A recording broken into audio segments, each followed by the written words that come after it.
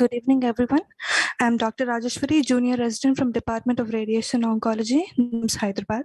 My topic for today's presentation is assessment of treatment-related late symptoms using patient-reported outcomes and various factors which are affecting the return to work in survivors of breast cancer. As we all know, breast cancer is the most common cancer in women worldwide, both in the developed and developing countries. According to the Globocan data 2020, it accounts for about 11.7% of all cases worldwide and about 25 to 32% of all cancers in Indian women. And in India, it was found that there is a steady increase in the number of breast cancers in the age group of 30 to 50 years. So with the recent modalities of early diagnosis and the multimodality treatment approaches, the survival in these breast cancer patients has increased. And the 5-year survival rate for women in India is about 66%.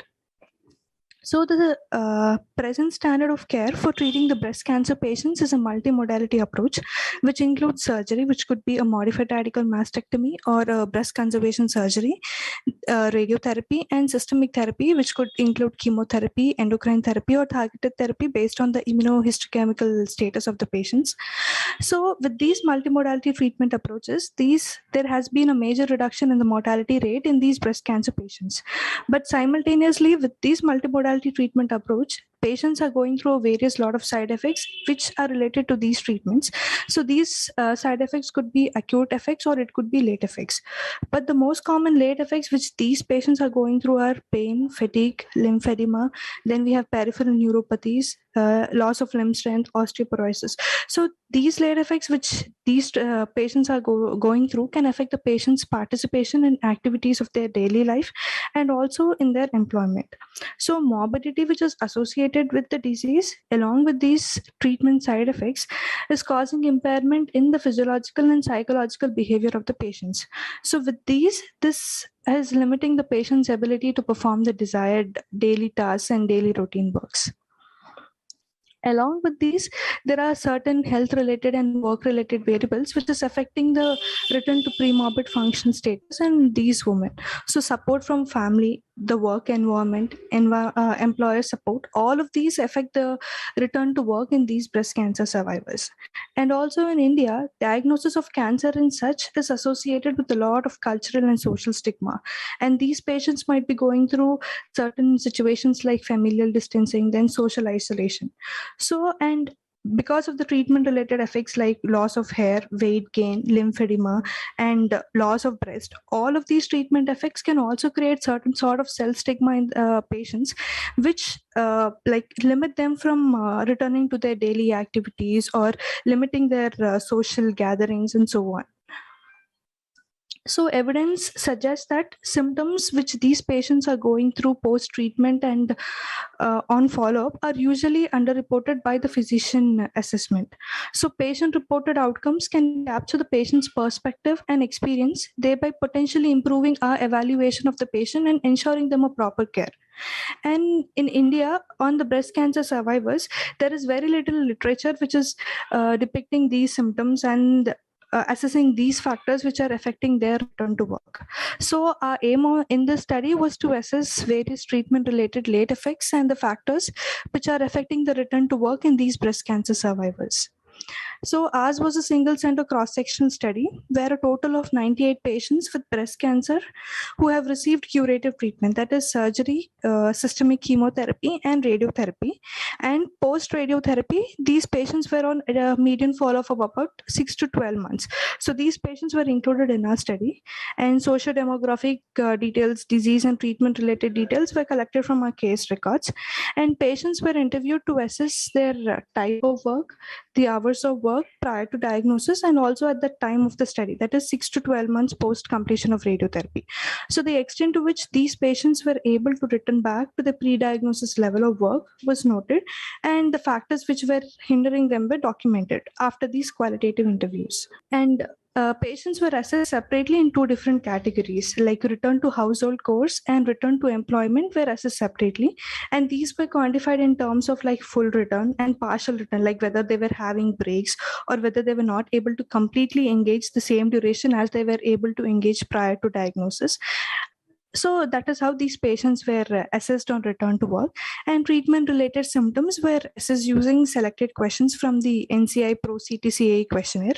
A total of 6 commonly reported symptoms like the arm edema, tingling and numbness, insomnia, fatigue, pain, and anxiety were assessed using the questionnaire, which had about 15 questions. So the results of our study were the median age of diagnosis of the patients included in our study was 49 to 50 years, and 62% of the patients had right-sided breast cancers and 36% had left-sided cancer, and 2% had a bilateral breast cancer. 70% patients underwent a modified radical mastectomy and 30% had breast conservation surgeries. 92% received systemic chemotherapy, and all the women who were positive for hormone receptors status were on endocrine therapy, and patients received radiotherapy with dose schedules as per the standard guidelines. So these were the baseline characteristics of a study. Women less than 45 years were around 40%, and more than 45 years were around 60%. And assessing the educational status, patients with no education were about 55%, and educated, like high school and above educated, were about 45%. And women who were involved in manual physical work prior to diagnosis were about 36%. And women who were involved in non-manual physical work were about 64%. Women who had pre-existing comorbidities which were hindering them from returning to work were about 46%, with no prior comorbidities were about 54%. So the most common patient-reported symptoms which we assessed through the NCI Pro CTCA questionnaire were, the most common symptom which was reported was fatigue. About 56% patients reported fatigue 6 to 12 months post treatment on follow-up. And about 35% patients reported pain, 27.5% reported edema, 24.5% reported tingling and numbness, and other symptoms like insomnia was about 21.4%, and anxiety was 18.3%. Now coming to how they were able to return to household and employment work. Return to the household. So prior to diagnosis, all the women were engaged in household work, like either they were involved in the daily activities or in the self-work. And post-treatment, it was observed that about 93% were able to get back to the household chores. And of these 93% who were able to get back, 22% had a partial return. That is, they required frequent breaks in carrying out their daily tasks. So the most common symptom which were hindering them from completely returning to their household chores was fatigue and pain. Like because of these symptoms, they were not able to return back to their complete work. And in these patients also social stigma, about 55% of patients reported social stigma as a factor which was hindering their complete return to work. And about 8% women were not able to return back to the regular household chores. And the most common factors which we found commonly in these patients were, many were in the age group of 45 years and with the low educational status. And the most common symptoms reported in these 8% women were pain. That is, 63% patients reported pain. And 50% patients had social stigma as the most common hindering factor.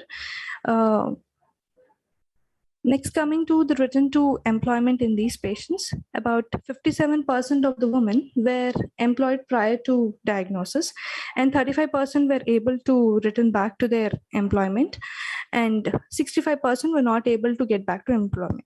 So in this 65%, the most common factors were age more than 45, low educational status, and majority of them, that is 83%, were involved in manual physical labor. And the most common reported symptoms in these patients not able to return to work was fatigue. That is 60% reported fatigue and 57% reported pain as the most common symptoms. And about 72% patients had social stigma as a hindering factor. So as we can see, the return to household was 91% and the return to employment was 64%. So the results which we in our study we found to be consistent with the previous studies which have reported poor quality of life and decreased return to work in the survivors of breast cancer. So there was a study which was conducted by Hawaita et al. From Israel in 60 breast cancer survivors, which showed 67% has impaired return to work. And the study showed that age less than 45 years and higher education level were associated with higher return to work. And also in a German study, in 462 women, in breast cancer survivors, about 44% were employed prior to diagnosis. Of this, 57% were involved in manual labor work. And of this 44%, 66% returned to work. And even in these 66% who have returned to work, 16% had difficulties in adjusting to their daily works. And Zomkowski et al. Study from Poland on breast cancer survivors showed that about 91% of women who did not return to work have reported pain. And the most frequent sites of pain were cervical spine and axilla. Anne et al. Study on about 1,500 breast cancer survivors also showed that many women had decreased return to employment post treatment, and fatigue was reported in 46% patients who were involved in certain occupational work and 64% patients who were involved in household work. So the major limitations of our study was we had a very short follow-up period of about 6 to 12 months. And in the short follow-up period, we may not consider that all women might be able to report back to their daily course or their daily occupational events. And further follow-up with larger patient numbers must be needed to substantiate the findings of our study. So the conclusion of my study is like fatigue and pain were the most significant symptoms affecting the woman from returning to work, age more than 45 years, lower education status, and involvement in manual physical work were other factors which were hindering the return to work. Social stigma was also one of the major factors which was hindering return to the pre-morbid status in these women. So patient-reported outcomes and functional assessment can better enable survivorship and improve the quality of care. So studies on return to work in cancer survivors helps us to assess the various factors which hinder or facilitate the return to work. And current care, and like when the patient comes to follow up to the physician, many of us focus on detecting the recurrence or metastasis in these patients, and little attention or no attention is being given to the physical, psychological, or the functional well-being of the patient. So by using patient reporting outcomes, we can actually get to know what the patient is actually going through, the various symptoms they're going through post-treatment, and this helps us to better address these symptoms and provide proper rehabilitation.